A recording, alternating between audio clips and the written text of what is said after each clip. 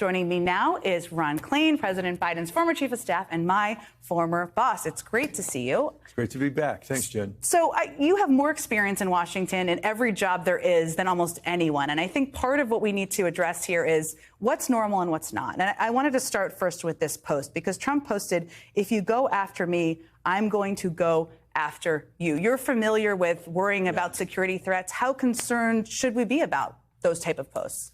Well, I think, as you discussed, this is definitely an effort by the former president to try to intimidate witnesses who may testify. And as you noted, the witnesses in this case are not Democrats. They aren't Trump haters. They're people who are some of his closest advisors. His loyal vice president, Mike Pence, who is going to likely be a witness in this case. So he's trying to intimidate people who know the truth. He doesn't want them to tell the truth. Is that normal? No, it's not normal. It's possibly also criminal on top of everything else. Now, when you were reading this, because I haven't had a chance to ask you or talk to you about this, you were the incoming chief of staff when this all happened. Yeah. You were preparing to lead during COVID, during a really hard time in our country. What did you think when you read this? I thought how close it came to succeeding. The indictment is a damning indictment of what Donald Trump tried to do to keep the American people from having their will in the election. How he tried to overturn the result of the election. How he tried to interfere and obstruct with the lawful process and the orderly transfer of power. I think it's hard to read it and not think how close it came to all working. And that, I think, is the scariest thing of all this. The other question I've never asked you about is during the transition. I mean, I was a spokesperson on the transition. You were the incoming chief of staff. I remember being worried the night before January 6th about delay tactics being used on the floor, but not about the level of violence or the level of security threats. And what were you worried about at the time? Same thing. I was worried about an effort just to delay and postpone. There was talk that Vice President Pence was not going to show up to preside, and I wondered what that all meant, if that had turned out to be true. But I did not think that a mob would break into the Capitol and try and end the tabulation of votes. And I'll say there were times on January 6th where I was fearful that Donald Trump would not leave the office and that Joe Biden would never be sworn in as president because they would not be able to resume the tabulation of the electoral votes. Trump's former chief of staff, Mark Meadows, is not mentioned in the indictment. There is speculation he's cooperating. You, of course, don't have any information on that, but you did hold the same job. And what struck me is just the chief of staff has access, so much access to the president, so much information. What kind of information or access do you have as chief of staff to the president for people who are trying to understand this? We have a lot of access, a lot of information, and you're supposed to use it for lawful purposes. And the question here is, there was a conspiracy that developed in the White House, a conspiracy to not let the will of the voters be the outcome of the election, a conspiracy to stop the lawful process of the transition of power.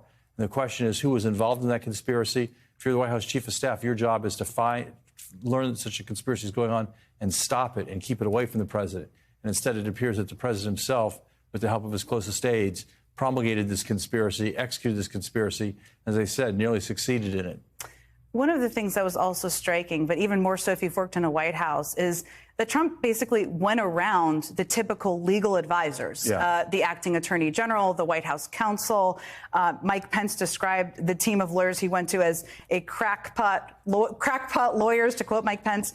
How abnormal is that for a president to go outside of the attorney general, the White House counsel, and others? Well, I think it gives crackpots a bad name.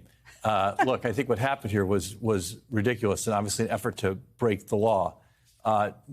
Bill Barr was Donald Trump's handpicked attorney general. He put him in as attorney general when he forced out Attorney General Sessions.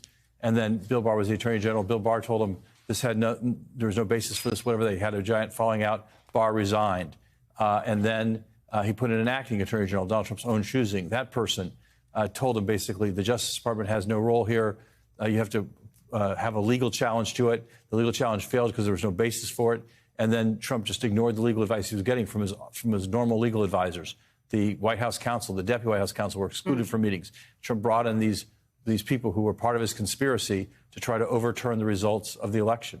And that's what went on inside the White House. There's nothing like this has ever been seen before. No, the other thing that struck me, and while we certainly don't know, we weren't in there, although we were on the transition, is the Vice President Pence claims he didn't know about the electors plot. I mean, you've been the chief of staff to a vice president and to a president.